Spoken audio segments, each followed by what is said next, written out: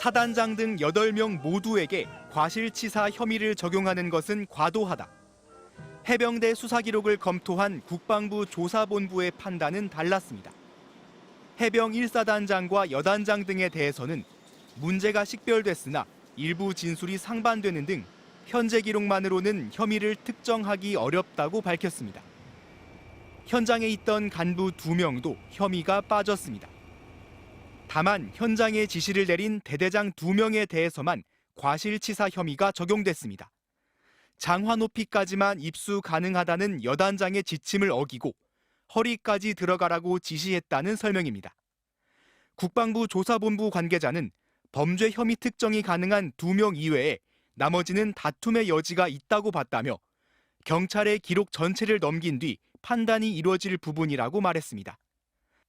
장병들이 물속에서 수색 중인 사진 보도에 홍보가 잘 됐다던 사단장의 반응에 대해선 경찰이 수사 주체라며 명확히 언급하진 않았습니다.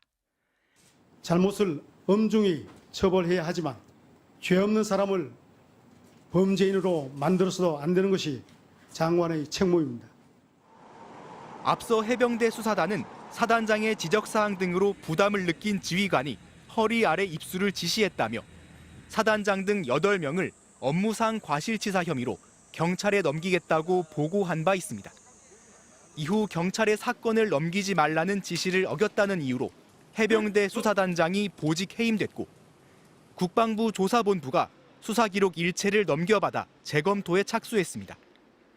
초급 간부까지 혐의자에 넣는 게 적절한지 검토가 필요하다는 게 그간 국방부의 설명이었지만 결과적으로 사단장 같은 고위 지휘관의 혐의가 빠지면서 수사 축소 논란은 더욱 커질 것으로 보입니다. MBC 뉴스 홍익표입니다. 국방부 조사본부가 순직 사고를 일으킨 직접적인 범죄 혐의가 있다고 인정한 건 대대장 2명, 숨진 최상병이 속했던 포병 7대대장과 선임인 포병 11대대장입니다. 장화 높이까지만 입수 가능하다는 여단장의 지침을 위반하고 허리 높이까지 입수를 직접 지시한 2명은 범죄 혐의가 인정되나 이들은 마치 상급자에게 승인받은 것처럼 임의로 허리까지 들어갈 것을 지시했다는 게 국방부 설명입니다. 하지만 최상병 부대인 포병 7대대장 측은 상부 지시가 있었다고 반박합니다. 순직 사고가 발생하기 하루 전인 지난달 18일 오후 경북 예천군 스타디움에 마련된 해병대 지휘통제본부에서 회의가 열립니다. 이 회의에서 여단장은 사단장이 강물에 들어가서 수색하라고 했다며 무릎 정도까지 들어가라고 했다고 전달합니다. 그러자 포병 11대대장은 허리 아래까지 들어가겠다고 지휘통제본부에 요청했고 윗선의 승인을 받았다는 게 포병 7대대장 측의 주장입니다.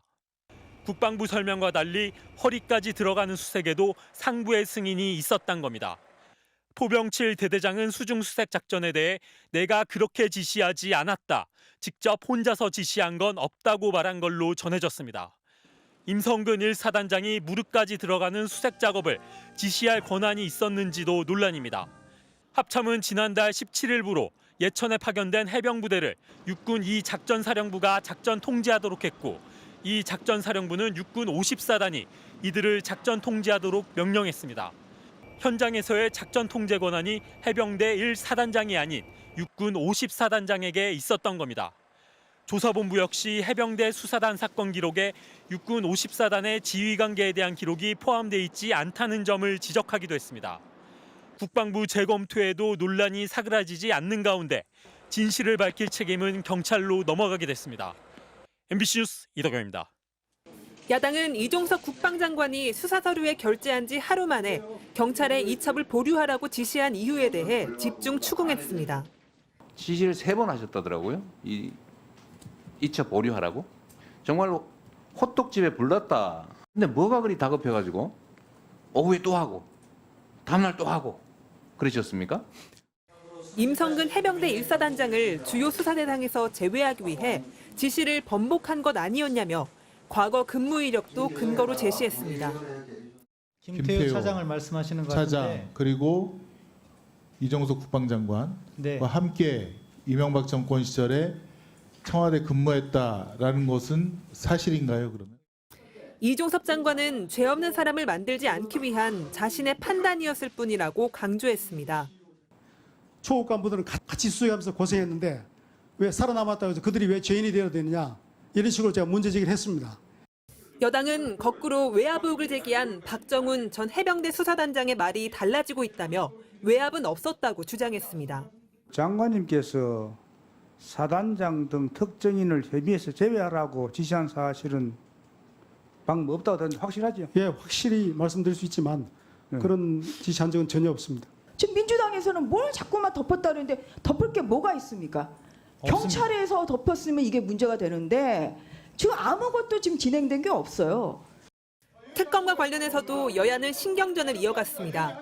민주당은 지난 6건의 경찰 이첩 사례와 전혀 다르게 장관이 관여하는 등 여러 의혹에 대해 특검이 필요하다고 거듭 주장한 반면 국민의힘은 아직 수사 기초 단계일 뿐이라며 누가 혐의가 있고 기소 대상인지 결정하는 것은 경찰과 검찰이라고 반박했습니다. MBC 뉴스 조희원입니다.